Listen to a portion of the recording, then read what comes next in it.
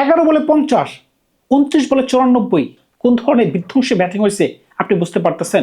মাত্র 2 দিন আগে যখন ইন্ডিয়া সুপার ওভারে ম্যাচটা হলো এই শ্রীলঙ্কার সাথে, যখন এরপরে বৈভব সূর্যবংশী শ্রীলঙ্কার এক প্লেয়ারকে ধাক্কা মেরে ফেলে দিলেন, তখন কিন্তু সমগ্র বিশ্ববাসী এই বৈভবকে নিয়ে নিন্দা করতেছিল যে 15 বছরের বাচ্চাটা বেশি পাকনামো হয়ে গেছে, এমনকি সে আদব কায়দা জানে না। সুতরাং বুঝতেই পারতেছেন আজকে যখন এই প্লেয়ারটা 11 বলে 50 করতে পারলো ফাইনালের মঞ্চে, তখন কিন্তু আজকে সকলেই বলতেছেন ভাই সে কিন্তু ব্যাটিং জানে। এখন বুঝতে পারতেছেন 11 বলে যদি একটা ব্যাটসম্যান 50 করতে পারে, এটার মাঝখানে যদি 4-4-4, 6-6-6, 4-4, এমনকি 6-6 এভাবে যদি তিনি ব্যাটিং করতে পারেন, তিনি কোন ধরনের বিধ্বংসী ব্যাটিং করছেন। তাকে আপনি অফসাইডে বল দিবেন, ছক্কা মারতেছে, স্ট্যাম্পে বল দিবেন, ছক্কা মারতেছে, লেগ স্টেপে দিবেন, ছক্কা মারতেছে, বাউন্স বল দিবেন, ছক্কা মারতেছে, 4 মারতেছে। কোনোভাবেই তাকে আটকে রাখা যাচ্ছে না। 29তম বলে তিনি আউট হয়ে গেছেন, কিন্তু তার রান ছিল 94। যদি 29তম বলে তিনি আউট নাও হইতে পারতেন, এমনকি ছক্কা মারতে পারতেন, তিনি যৌথভাবে লিস্টের ক্যারিয়ারে সবচেয়ে ফাস্টেস্ট সেঞ্চুরি মালিক হইতে পারতেন।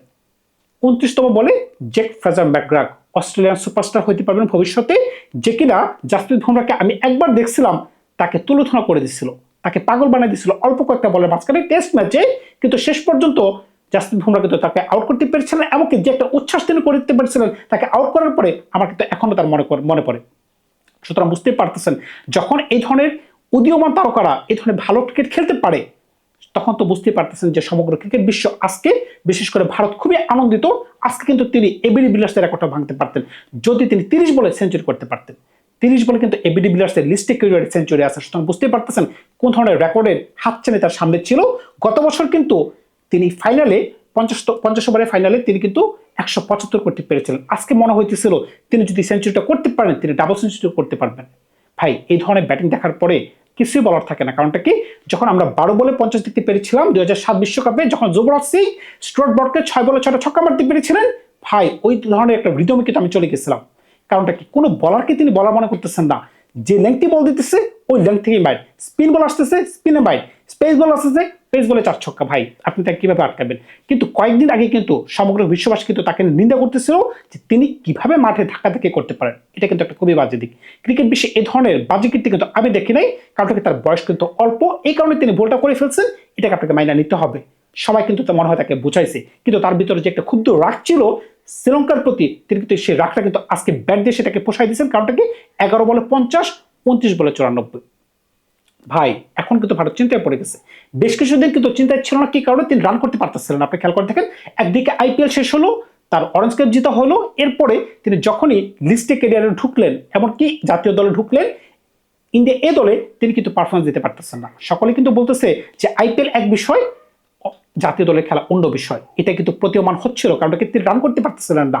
10 রান, 20 রান, 20 রান, 25 রান, এটা কোনো রান না কিন্তু তার স্ট্যান্ডার্ড অনুযায়ী। সুতরাং বুঝতেই পারতেছেন, এটা কিন্তু এখন সকলেই বলতেছিল যে তিনি জাতীয় দলে ডাক পাইছেন, হয়তোবা তাকে বেঞ্চে বসে থাকতে হবে। কিন্তু আজকের এই পারফরমেন্সটা, যেখানে ফাইনালের মঞ্চে এই ধরনের খেলা কিন্তু ভাই বিরল কীর্তি। ফাইনালে ব্যাটসম্যানে কিন্তু তিনি জ্বলে ওঠেন।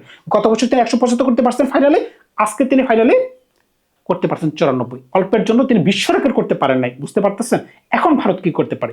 4 জন ব্যাটসম্যানের মাঝখানে প্রতিযোগিতা চলতেছে, উপরে 3টা স্পট নিয়ে, যেখানে সঞ্জু স্যামসন ভারতকে বিশ্বকাপ জিতাইছে।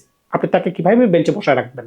অন্যদিকে অভিষেক শর্মা, যেখানে প্রথম বল থেকে 4 ছক্কা মারতে পারেন বৈভবের মতো, এখন বৈভবকে খেলাবেন নাকি অভিষেক শর্মাকে খেলাবেন? এমনকি তিলক বর্মা, ঈশান কিষান কিন্তু দুর্দান্ত ছন্দে আসেন। আমরা কিন্তু বিগত 1 থেকে 2 বছর ধরে দেখতেছি এই প্লেয়ারটা দুর্দান্ত ছন্দে আসেন। ভাই এখন ইন্ডিয়ার মাঝখানে যে ধরনের প্রতিযোগিতা চলতেছে, আপনি একজনকে তো অবশ্যই বেঞ্চে বসা রাখতে হবে। এই প্লেয়ারটা কে হবে সেটা আপনি কমেন্টস করে জানাতে পারেন। তবে আজকের এই খেলা দেখার পরে কিন্তু এখন কিন্তু আমি একটু আশাবাদী যে বৈভব কিন্তু বেঞ্চে বসে থাকবে না, তিনি কিন্তু আরেকজনের জায়গায় কিন্তু খেয়ে বসবেন। এখন তার কার কপাল তিনি খেয়ে বসেন সেটা কিন্তু বলা যাচ্ছে। আমরা যখন খেলা দেখা শুরু করি তখন কিন্তু যুবরাজ সিং বিশ্বের অন্যতম ক্লিন স্ট্রাইকার ছিল। ওই যেটা আমরা স্ট্রাইকিং দেখেছিলাম, এরপরে যখন এই ছেলেটার স্ট্রাইকিং দেখি মনে হচ্ছে তিনি অদূর ভবিষ্যতে 12 বলে 50, যেটা টি-20 ফরম্যাটে, ইন্টারন্যাশনাল ফরম্যাটে আছে, সেটা তিনি বেশি দিন রাখবেন না। 10 থেকে 11 বলে তিনি ভেঙে ফেলবেন। সুতরাং বুঝতেই পারতেছেন ভাই, তিনি বিশ্বসেরা ব্যাটসম্যানের প্রতীয়মান হয়ে গেছেন। কিন্তু তিনি যে মাঠের মাঝখানে মারামারি করেন, সেটাকে আপনি কিভাবে দেখতেছেন? আমি তো দেখি নাই কোনো বড় ধরনের ক্রিকেটারকে খেলার মাঠে মারামারি করতে। সচিনের এত লম্বা ক্যারিয়ার দেখি নাই। আপনি খেয়াল করে দেখেন, জ্যাক ক্যালিস বলেন, রিকি পন্টিং বলেন, মাঠে স্লেজিং হয় কিন্তু ওই পর্যন্তই থাকে। কিন্তু আপনি কেন গায়ে হাত তুলবেন?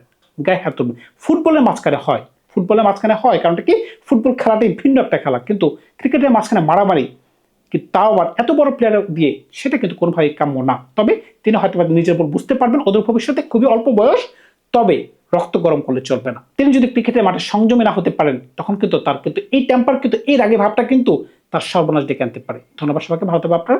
নতুন কোনো গল্প নিয়ে খুব শীঘ্র হাজির হবো আপনাদের সাথে।